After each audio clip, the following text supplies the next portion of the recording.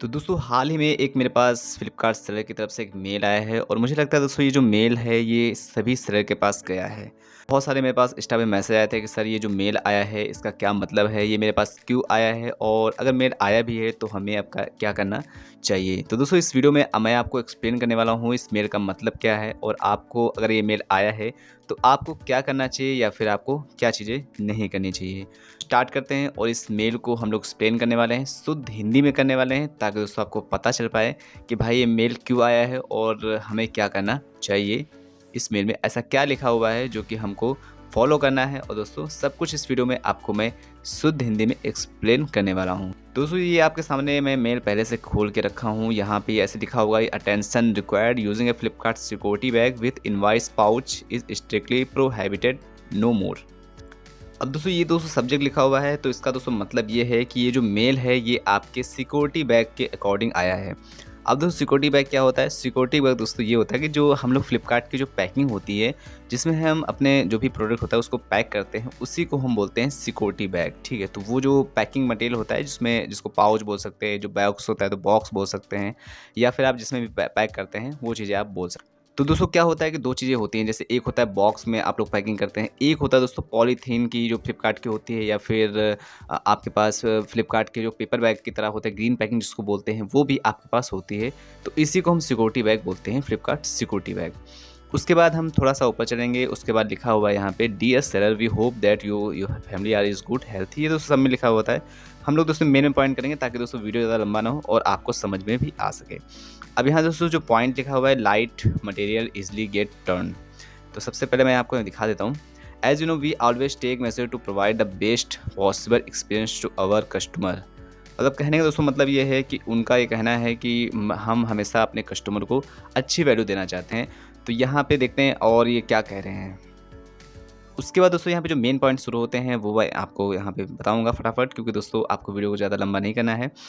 अब यहाँ पे लिखा हुआ है, light material easily get torn. A lot of shipment has gone lost because of badly packed material. The thin layered plastic pack with the invoice pouches get torn in transit. तो दोस्तों कहने का मतलब दोस्तों एक प्रकार दोस्तों फ्लिपकार्ट की जो पैकिंग आती है उसके ऊपर एक होता है पाउच। पाउच का मतलब दोस्तों ये होता है कि उसमें हम अपनी इनवॉइस जो होती है, इनवॉइस का जो ऊपर का हिस्सा होता है वो हम उसमें डाल के ऐसे चिपका देते हैं। अब दोस्तों प्लास्टिक का जो पैकिंग आती है जो आप स्क्रीन पे देख सकते हैं, उसके ऊपर एक दोस्तों थैली टाइप में लगी होती है प्लास्टिक की, जिसमें लेयर होती है पन्नी की। उसी में हम लोग अपनी इनवॉइस को डाल देते हैं, एक अंदर डाल देते हैं, एक उसी के ऊपर डाल देते हैं। तो इनका दोस्तों कहने का दोस्तों इसमें पहले पॉइंट में कहने का दोस्तों मतलब ये है, जैसे कि पहला पॉइंट जो कह रहे हैं उनका कहने का मतलब ये है कि अगर आप उसमें डाल देते हैं तो वो ट्रांजिट में मतलब रास्ते में दोस्तों फट जाती है। दोस्तों उनका कहने का दोस्तों यही मतलब है कि वो फट जाती है और रास्ते में आपकी मतलब जो भी है डैमेज होने की संभावना ज़्यादा होती है और शिपमेंट की भी मतलब इधर मिसमैच भी हो जाता है। उसके बाद हम देखते हैं क्या बोल रहे हैं ये। अगला पॉइंट दोस्तों जो आता है ये बोल रहे हैं कि लॉस ऑफ शिपमेंट आइडेंटिटी। तो अब दोस्तों यही होता है कि मान लीजिए आपका जो पन्नी है ऊपर की वो फट गई और आपकी जो जो भी उसमें नंबर वगैरह पड़ा हुआ है या फिर बारकोड वगैरह जो लगा हुआ होता है इनवॉइस से, अगर वो दोस्तों निकल गया तो दोस्तों आपका मिस शिपमेंट हो जाएगा। तो दोस्तों इनका कहने का दोस्तों यही मतलब है कि यहाँ पे मिस शिपमेंट हो सकता है अगर ऊपर की लेयर टूट गई या फिर फट गई, जो भी हो गया। उसके बाद तीसरा होगा यहाँ पे ब्रेकेज ड्यूरिंग स्कैनिंग। यहाँ पे ब्रेकेज ड्यूरिंग स्कैनिंग हो जाता है। तो अब दोस्तों कई बार ये होता है कि जैसे यहाँ पे बोल रहे हैं कि यहाँ पे ब्रेकेज टर्निंग स्कैनिंग, मतलब कि दोस्तों जो ब्रेकेज हो जाता है मतलब स्कैनिंग के समय वो ब्रेकेज हो जाता है। ब्रेकेज का मतलब दोस्तों कि मतलब थोड़ा घिस जाता है, कुछ ऐसा हो जाता है कि वो स्कैन करते हुए नहीं बनता है। तो दोस्तों कहने का उनका यही मतलब है कि break happening due to plastic reflecting during scanning. तो जो प्लास्टिक होती है, जो पन्नी होती है, अगर मान लो घिस गई है, कुछ ऐसी तरीके से हो गई है कि अंदर की जो इनवॉइस होती है वो दोस्तों स्कैन नहीं हो पाती है। तो दोस्तों यहाँ पे कहने का मतलब यही है कि इनका जो मतलब प्लास्टिक की जो हम लोग पाउच में अपनी इनवॉइस को डाल देते हैं, ऊपर जो डाल देते हैं। दोस्तों यहाँ पे फाइनल बात आ चुकी है, एक्शन रिक्वायर्ड फ्रॉम यू। तो यहाँ पे क्या हमको करना पड़ेगा वो अब ये बोल रहे हैं इस मेल में। तो आइए जानते हैं। इमीडिएट प्लीज अब paste the label on the top packaging and do not keep label inside the pouch. अब दोस्तों उनका कहने का ये मतलब है सिंपल सा, भैया जो आप लोग पाउच वाली वो जो पैकिंग खरीदते हैं, पन्नी वाली जो होती है जिसके ऊपर पाउच लगा होता है, वो आप ना खरीदें। आपको क्या करना है, अगर खरीदे भी तो आपको विथआउट मतलब ऐसी पैकिंग खरीदनी है जिसके ऊपर वो पाउच वाला वो ना लगा हो। क्योंकि दोस्तों जब हम ग्रीन पैकिंग खरीदते हैं, जो कि हमारी ग्रीन पैकिंग आती है, ग्रीन पैकिंग आप लोग समझ रहे होंगे, जो कि कागज़ का होता है, जिसमें फ्लिपकार्ट लिखा होता है, कागज़ का होता है, जो कि आप स्क्रीन पे देख सकते हैं। इसके ऊपर तो पाउच आता ही नहीं है, लेकिन जब हम पन्नी की खरीदते हैं, जो कि प्लास्टिक की होती है, उसमें पाउच कभी-कभी मिल जाता है। तो दोस्तों ये इनका कहने का मतलब ये है कि आपको पाउच वाली नहीं खरीदना है। आपको वहाँ पे आपको जो भी इनवॉइस है, जो ऊपर आप चिपकाते हैं, जो भी इनवॉइस ऊपर चिपकाते हैं, जिसमें कि आप एड्रेस और जो भी चीज़ें लिखी होती हैं, तो वो दोस्तों आपको टॉप पे ही चिपकाना है। अब यहाँ पे दोस्तों आगे बोल रहे हैं कि विथिन नेक्स्ट वीक, तो इनका कहना है you are required to purchase plastic flyer without pouch. तो सिंपल सा दोस्तों कहने का इनका यही मतलब है कि आपको यहाँ पे प्लास्टिक जो जो भी पैकिंग आपको खरीदनी है, प्लास्टिक की खरीदनी है या फिर ग्रीन पैकिंग खरीदनी है, दोनों में से कोई भी खरीद सकते हैं, लेकिन आपको विथआउट पैच खरीदनी है। फाइनली दोस्तों यहाँ पे कहने का दोस्तों ये मतलब है पूरी मेल का, मैं इसको पढ़ चुका हूँ, आप चाहें तो पढ़ सकते हैं। उसके बाद दोस्तों यहाँ पे आया है important, this is mandatory for all the seller to strictly to SOP for packing and pickups from वगैरह वगैरह।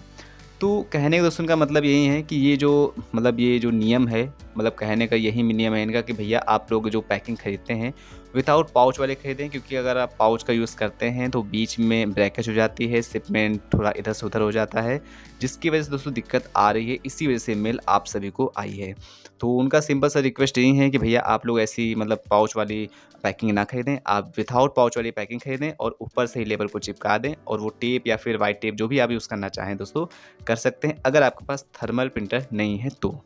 थर्मल दोस्तों प्रिंटर क्या होता है, उसमें आप स्टिकर टाइप में निकलता है, सीधा सा निकाला स्टिकर और लगा दिया, तो वो परफेक्ट होता है। लेकिन अगर शुरुआत में आपके पास नहीं है थर्मल प्रिंटर वगैरह, तो आप A4 साइज़ में जैसे निकालते हैं, नीचे वाला साइज़ अंदर डाल दीजिए, ऊपर वाला जो होता है वो आप वाइट टेप का यूज़ कर सकते हैं शुरुआत में, या फिर आप फेविकोल या फिर जो भी आप चाहें शुरुआत में दोस्तों कर सकते हैं, कोई भी दिक्कत नहीं होगी। तो सिंपल सा दोस्तों उनका कहने का मतलब यही है कि भाई आपको पाउच वाला पैकिंग नहीं खरीदना है, उसमें दिक्कत आ रही है। तो आई होप दोस्तों आपको इस मेल का मतलब समझ में आया होगा। बट दोस्तों अगर इस मेल में आपको कोई भी अभी भी कन्फ्यूजन हो, तो दोस्तों आप मुझे कह सकते हैं। बाकी दोस्तों आपको डरने की कोई ज़रूरत नहीं है। अगर आपके पास अभी हैं और बीच में है या फिर अभी रिसेंटली आपने भेजा है, तो उसका कोई नहीं। तो आगे से दोस्तों आपको जो पैकिंग खरीदना है वो विथआउट पाउच वाली खरीदना है, ये दोस्तों आपको ध्यान रखना है। अभी जो दोस्तों जा चुका है वो जाने दीजिए और उसमें कोई भी इशू नहीं आएगा। तो आई होप दोस्तों आप लोग इसी तरह ग्रो करते रहेंगे। तो थैंक्स फॉर वॉचिंग दोस्तों, बाय बाय।